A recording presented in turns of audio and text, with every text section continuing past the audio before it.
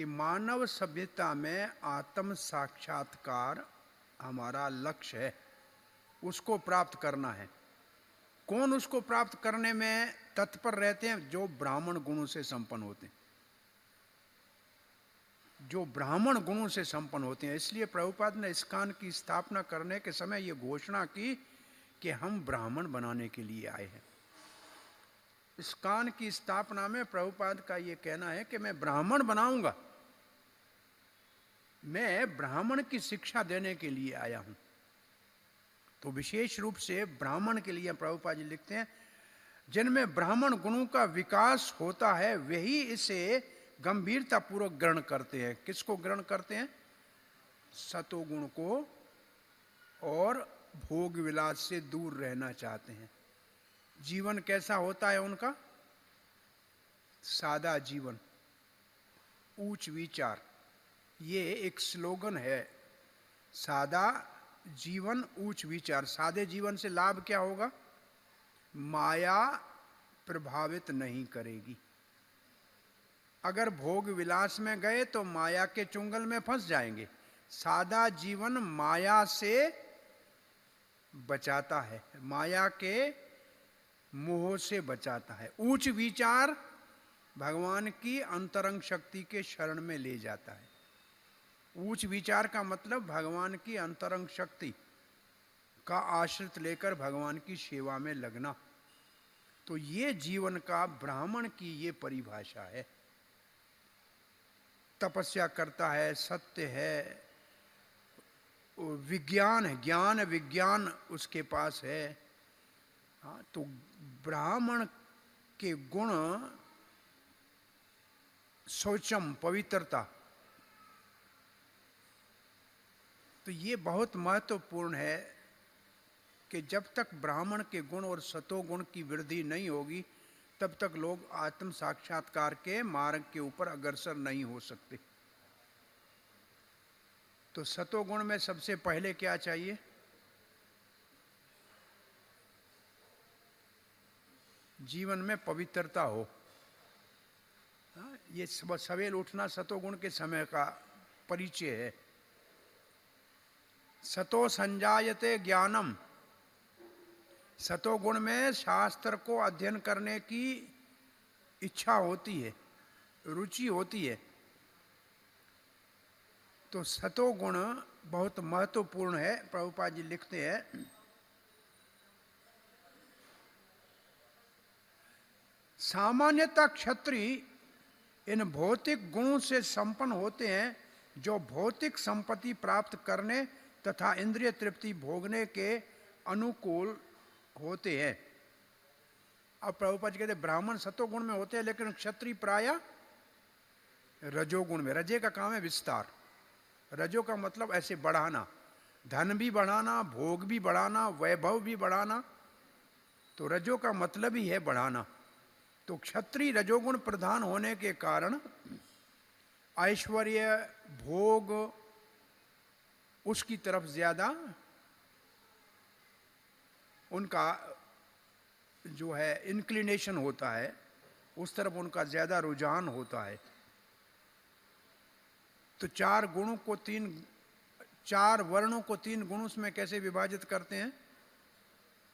सतोगुण ब्राह्मण, रजोगुण क्षत्रिय, रजो और तमोगुण का मिश्रण, और तमोगुण से शूद्र। तो ये कौन सा श्लोक भगवत गीता का पढ़ेंगे? चतुर्वर्ण्यम मया सृष्टम गुण कर्म विभागस। गुण और कर्म, गुण का मतलब तीन प्रकृति के गुणों का प्रभाव, और कर्म का मतलब, ये कर्मों का वर्णन कहाँ है भगवत गीता में? 17वें अध्याय में। ब्राह्मण के गुण, क्षत्रिय के गुण, वैश्य के गुण का 18वें में, 17वें में, 18वें में। हाँ, चारों के गुणों का वर्णन है। ठीक है, तो वो गुण और वो कर्म, उससे वर्ण का विभाजन होता है, जन्म से नहीं होता, जन्म से नहीं होता। कोई उदाहरण भागवत से? ये देश जिसमें हम रह रहे थे, इसका नाम क्या है? भारतवर्ष किसके नाम के पीछे है? महाराज भारत किसका पुत्र है? ऋषभदेव के कितने पुत्र? 100 में से 81 कर्मकांडी ब्राह्मण बने, 9 साधु योगेंद्र बने और 10 बड़े शासक बने। एक ही बाप के कुछ बेटे ब्राह्मण, कुछ क्षत्रिय और कुछ साधु बने। तो जन्म से हुआ कि कर्म से हुआ? हुआ कि नहीं हुआ? तो भारतवर्ष जिसके नाम से है, उस महाराज ऋषभदेव के पुत्रों का वर्ण का विभाजन ऐसे हो रहा है, देखिए। तो जन्म से नहीं है ना। फिर भी जन्म से सौभाग्य प्राप्त होता है, उसको सुविधाएं होती हैं उस वर्ण का आचरण कर ले, लेकिन नहीं करेगा तो उसका नहीं माना जाएगा। उदाहरण क्या देते हैं? डॉक्टर के घर में बेटा पैदा हो तो अस्पताल, दवाई सब सामने, किताब पढ़े होते हैं, लेकिन पढ़ेगा नहीं तो डॉक्टर नहीं बनेगा। लेकिन उसको सुविधा ज्यादा होती है। वकील के बेटे को वकील बनने का चांसेस ज्यादा है, क्योंकि किताब लेने नहीं पड़ेंगे, क्लाइंट पहले से है, सिर्फ पढ़ना है किताब। लेकिन वो नहीं पढ़ेगा तो वकील नहीं बनेगा। तो ऐसे ब्राह्मण के घर में पैदा होके उसको सौभाग्य से मंदिर है, पूजा है, सब सुविधा है, पुस्तक है, लेकिन वो नहीं पढ़ेगा और लिफ्ट चलाने के लिए बॉम्बे चला आएगा, तो फिर ब्राह्मण कैसे होगा? तो गुण और कर्म से, और ये विशेष रूप से कल भक्ति रसामृत सिंधु में पढ़ रहे थे, ये चैतन्य महाप्रभु का सार्वजनिक नेम है, universal principle of Chaitanya Mahaprabhu. कोई जन्म किसी का भी हो, कृष्ण भक्ति करता है तो वो मान ब्राह्मण के पद के ऊपर सम्मानित हो सकता है। ये श्रील प्रभुपाद ने लिखा है, universal principle of Chaitanya Mahaprabhu. और इसका प्रमाण कृष्ण भावना अमृत संघ के अंदर बहुत विख्यात रूप से मिलता है। बहुत से लोग जन्म से किसी भी वर्ण में हो या वर्ण से भी बाहर हो, लेकिन ब्राह्मण के रूप में पूजा करते हुए और शास्त्र पढ़ते हुए दिखने को मिल जाते हैं। तो ये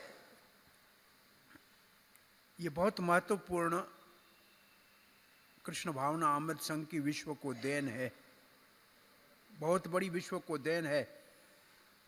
एक तरफ से राजनीति में लोगों को जातिवाद में भटकाया जा रहा है, और दूसरे तरफ कृष्ण भावना अमृत संघ में जातिवाद से निकाल के उत्तम स्थान दे के सबको भगवान की भक्ति में लगाया जा रहा है। दोनों में बहुत बड़ा अंतर दिख रहा है। वहाँ जातिवाद में लड़ाई कराई जा रही है राजनीति में, तो यहाँ राजनीति में यति इसलिए नहीं जाना चाह रहा था कि ये झमेला कौन करेगा। वो साधु बन गया तो साधु बनने से क्या सबको साथ लेके चला जा सकता है। दोनों में बहुत बड़ा अंतर है। देख लो राजनीति में कितना बड़ा जातिवाद चल रहा है। बहुत ज़रूरत है कृष्ण भावना अमृत संघ के प्रचार की, ताकि जो ये मानवता को भगवान भक्ति से दूर कर रहे हैं, इसलिए इस प्रचार की बहुत ज़्यादा ज़रूरत है। प्रभुपाद जी यहाँ लिखते हैं, किंतु जो लोग आध्यात्मिक रूप से समुन्नत रहते हैं वे भौतिक ऐश्वर्य के प्रति कोई रुचि नहीं दिखाते।